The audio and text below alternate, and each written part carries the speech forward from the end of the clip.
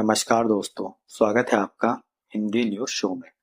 कल बुधवार को अमेरिका के राष्ट्रपति ट्रंप और रूसी राष्ट्रपति पुतिन की टेलीफोन पर बात हुई और ये बात काफी लंबी चली। दोनों नेताओं ने युद्ध को लेकर बातचीत की और ये बातचीत लगभग 1.5 घंटे तक चलती रही। यहाँ पर पुतिन ने भी युद्ध रोकने की इच्छा जताई और दोनों नेताओं ने मिलने की बात पर भी सहमति जताई और पुतिन ने ट्रंप को मॉस्को आने का निमंत्रण दिया। साथ ही जो पुतिन है उन्होंने ट्रंप को बाइडेन से बेहतर नेता बताया।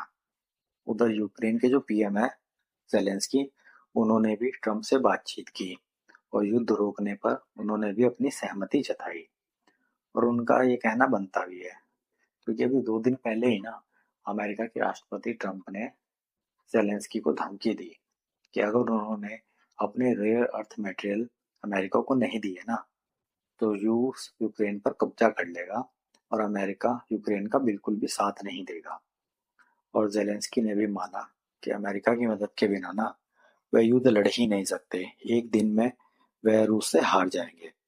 इसलिए वे ट्रंप की जो भी बातचीत है, जो भी उसके मुद्दे हैं, उन पर बातचीत करने को तैयार है।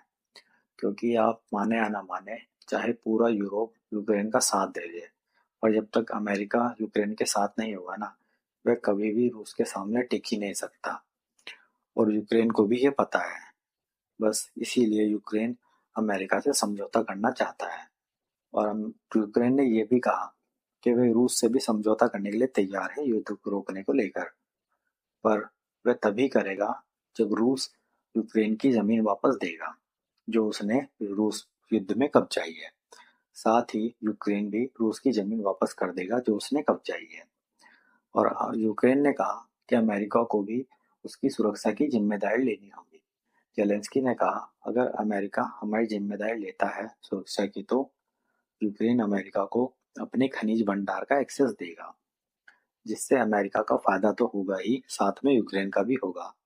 क्योंकि यूक्रेन के पास ना यूरोप का सबसे बड़ा खनिज भंडार है और यदि यह समझौता होता है ना कि जमीन के बदले जमीन, तो रूस की आप हार समझिए, क्योंकि रूस फिर से वहीं पहुंच जाएगा जहां उसे 2 साल पहले था। उसके हाथ कुछ भी नहीं लगेगा और इसी बात का डर रूस को है, क्योंकि पिछले 7 से 8 महीने में यूक्रेन ने रूस के 1300 वर्ग किलोमीटर पर कब्जा किया था, जिसमें से आधा रूसी सेना ने छुड़ा लिया है, पर बाकी का अभी छुड़ाने में नाकाम रहा है और यही रूस की सबसे बड़ी हार होगी। इसलिए बातचीत से पहले रूस को चाहिए कि वे अपनी ज्यादा से ज्यादा जमीन यूक्रेन से छुड़वा ले, ताकि रशिया को थोड़ा अपर हैंड होगा। वहीं यूक्रेन अमेरिका से चाहता है कि अमेरिका यूक्रेन और रूस के बॉर्डर पर अपनी सेना तैनात करे या फिर अमेरिका यूक्रेन को नाटो में शामिल कराए और रूस यूक्रेन को नाटो में शामिल होने नहीं देगा किसी भी हाल में। अब देखना होगा ये बातचीत किस तरफ जाती है। वीडियो पसंद आई हो तो लाइक करें, शेयर करें और चैनल को सब्सक्राइब करें। धन्यवाद।